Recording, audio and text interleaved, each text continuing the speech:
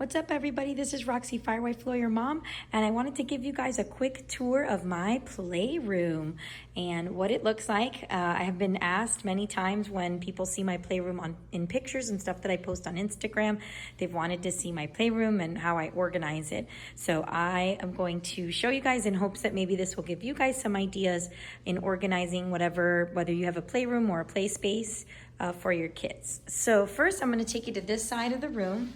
And so this is the side of the room where we have the toys. And so basically the first 8 of these squares in the bins that I have here, that's all of my kids' toys. And you would be amazed at how much I have minimalized their toys. I just feel that the more toys kids have, the least that they play with them, because it just becomes so overwhelming. And so every single year at the last week of the year, I usually, I'm pretty slow with work. Because most people are out of town. So what I do is I go through my children's toys, especially because in Christmas they do get a lot of stuff. So I start to get rid of and donate a lot of things. So they are completely happy with the toys that they have. It's exactly what they need. They have such a fun time. They are so creative with what they do. And you really don't need to give kids, the Toys R Us version of toys in your house. Really, they can make do with a lot less. And so that's kind of my philosophy on toys.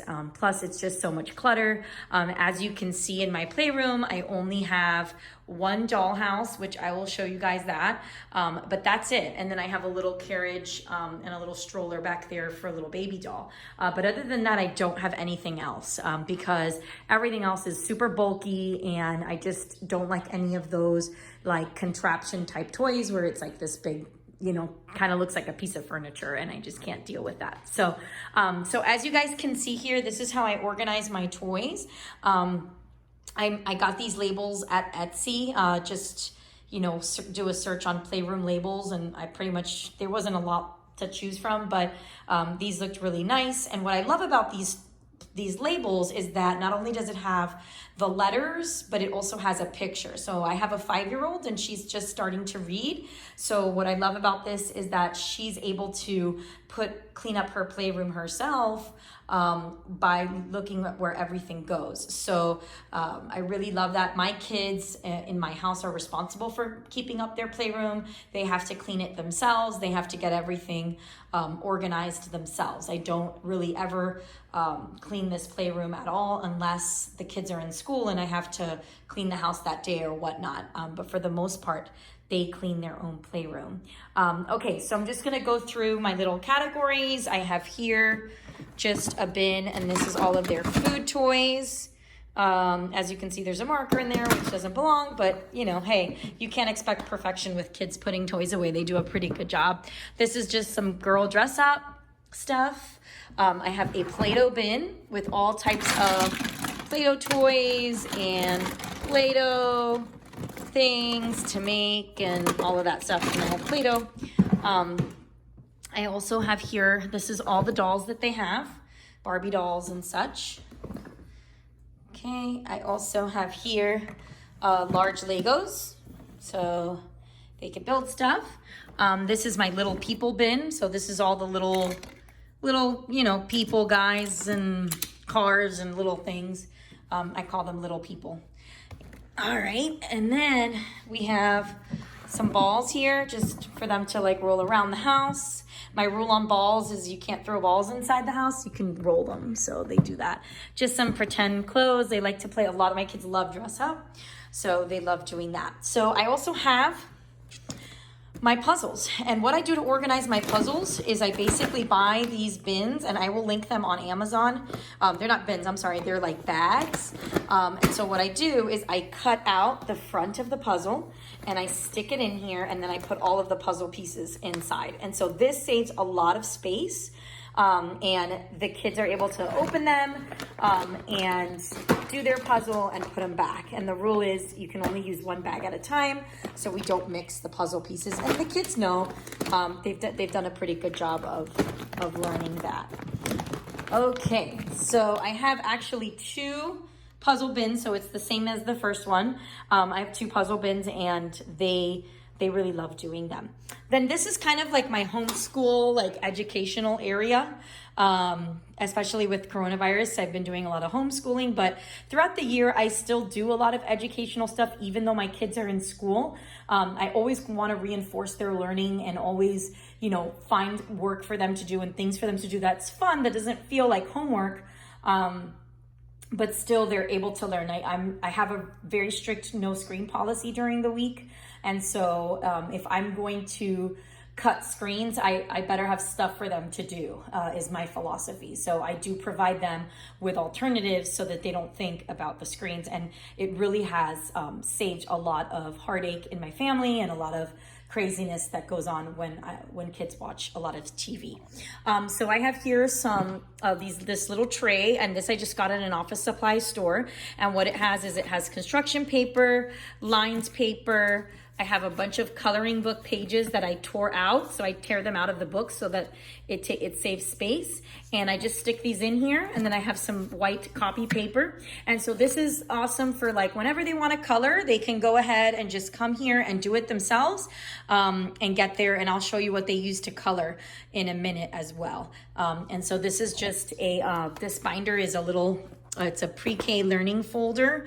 And I will show you guys that in a separate video, but these are just some stuff that I have. Then over here, I have my Tinker Toys box and magnet tiles, and those are amazing. I definitely recommend them. Kids love playing with them. They're a little expensive, but definitely worth the investment. Then over here, I have these amazing Crayola boxes. And so each of my girls has one of them, and it comes with pretty much the color of the rainbow, all the colors of the rainbow in different shades. And it is awesome because it's kind of like a little travel carrying case, but it's everything that they need to color. I know a lot of times, and then it comes apart, it has all these little compartments, and you open it up, and then so they would sit at a table and open this all up, and they have all their crayons, markers, colors, colored pencils, everything all in one. This has been a lifesaver. I definitely recommend this. And I will link it also on the description box. But this is a fantastic way to not have, you know, broken crayons everywhere. And just, if it's nice and neat and organized, they're much less able to damage it. So whenever we want to do a project, I tell them, pull out your Crayola bins. They come and they get them. And so I have 2 of those. And then this is just some binder with some little worksheets that I have. These are some workbooks that I have for my older daughter. I'm very big on doing word searches. I love word searches. So I bought this book. It's called Word Search for 2nd grade, and it has all, you know, 2nd grade type of words. And she goes and does a word search, and it's awesome for the brain. And then I also have this 500 writing prompts for kids, 1st grade through 5th grade. This is a great book for if you want your kids to have creative writing time. This is an awesome, it just asks them different questions that they look up to, you know, answer in a creative writing exercise. So it gives them like writing prompts. Oh, things are falling all over the place. Okay, I'm trying to do this all with one hand because I'm holding the camera. So this is just some other workbooks that I have. This is another great book, 180 Days Reading for 2nd grade. These are just reading comprehension things where you read a passage and then you answer the question. And so I have that. These are the workbooks for my younger one, my preschooler. And I also have more coloring books here. And this is our circle time binder, which I will do a separate video. Yes, I do circle time now that the kids aren't in school, because my younger one has missed circle time at school so much that I kind of created a little circle time for her, just so she doesn't feel like she's missing out on what she does at preschool. So we go over the calendar and all of this stuff, and I'll show you guys that in a minute. So then also here, I have these boxes. And so this is, these are pretty much all of the stuff that I use to kind of like educate and homeschool and do all of those things. And so I have like manipulatives and little games and things that I use, and I'll go do a separate video for that because I don't want to make this too long.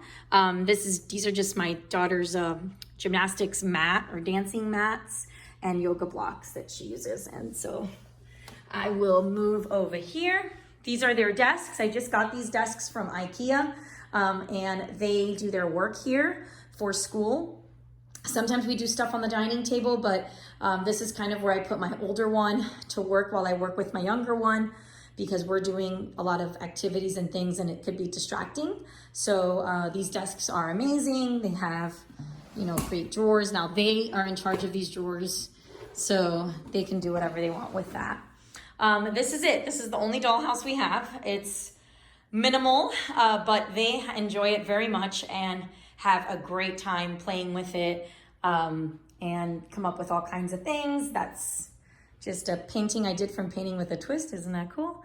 Then this is my little cork board. I just put this up post-corona, and it's kind of like what we do for circle time. And we're doing a butterfly study right now, where we're learning about butterflies. And so I have them doing different projects to label the butterfly, the life cycle. We actually have some caterpillars that we are raising to try to, you know, so they could become butterflies. So we're waiting for that exciting thing to happen. And then I have some Bible verses here. I have them memorize a Bible verse every couple of weeks. And so these are the Bible verses that they're memorizing. We're doing a little composer of the month. And so we're doing that. And then I also have them memorize some Catholic hymn or a Catholic family. So they memorize a Catholic hymn and a poem. And we do a virtue of the month, and that is honesty this month. So I have that to remind them about that. And then I have these things right here, which are our number chart system. And this is my behavioral system that I use for them. And I love it.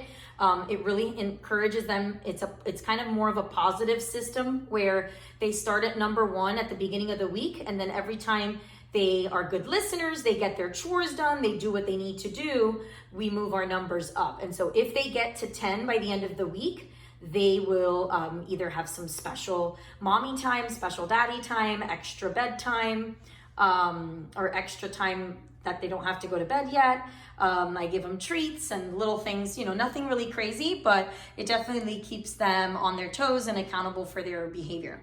Then I have over here like a calendar and weather. This is like what they have at schools. And I had this before coronavirus because I had homeschooled my younger one for a little while, a couple of years ago. And so I just kept it up, and the kids love it. They love to put in the months and the days of the week and the days of the year and the season and all of that stuff. So I kept that up, and we use that for circle time also. These are the chore charts. And so they have to come in every day, and they have to do all of these chores throughout the day. If they do them, they get to move their number up 1 every day. And we review this at our circle time. We review how they've been doing and, you know, what they could improve as far as their productivity and getting their things done. My main philosophy with kids is that if we don't teach them time management skills, productivity skills when they're young, it's very hard to learn them as an adult. So I'm really trying to hone in on, you have this amount of time, what are you gonna do with that time? Obviously there is free time, and there is time that you don't have to, you know, be on a schedule, but for the most part, I think my kids have thrived off of a structure. And so this really helps them. So, you know, I will go and do a video on these chore charts so that this isn't too long. And then I have a little basket where I do a lot of read alouds to them. I'm reading to them Charlotte's Web right now, and they're really loving it. And then I'm also reading, like, we're doing bugs, and we're learning about the butterflies. So this is an awesome book. And I just read to them. I read to them.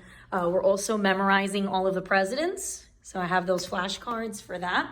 Then I have this little box here. This is all instruments and things that they use to make music. So sometimes I will throw this box in the middle of the carpet, and we'll play some music, and they'll jam out. And, you know, I love having and incorporating music into my home. And then over here is like a little reading area that I have for them. And this is just a bookshelf that I got from IKEA with a bunch of books and a little desk. These desks I had before I got the blue desks, and I didn't want to get rid of them because the kids like to color on them and stuff. So, and then I also put these desks in the middle of the room because I have a TV over here where I do some lessons and I play videos for them and things like that. So that's pretty much it. That's my playroom. Hopefully you enjoyed this tour. Hopefully this gives you an opportunity to get some ideas for how to organize your playroom. It's not really, you know, HGTV decorated, but it's functional and practical for my family. All right, guys, if you have any questions, feel free to leave comments. And if you want to see more videos like this, let me know, and definitely hit subscribe. All right, take care. Bye-bye.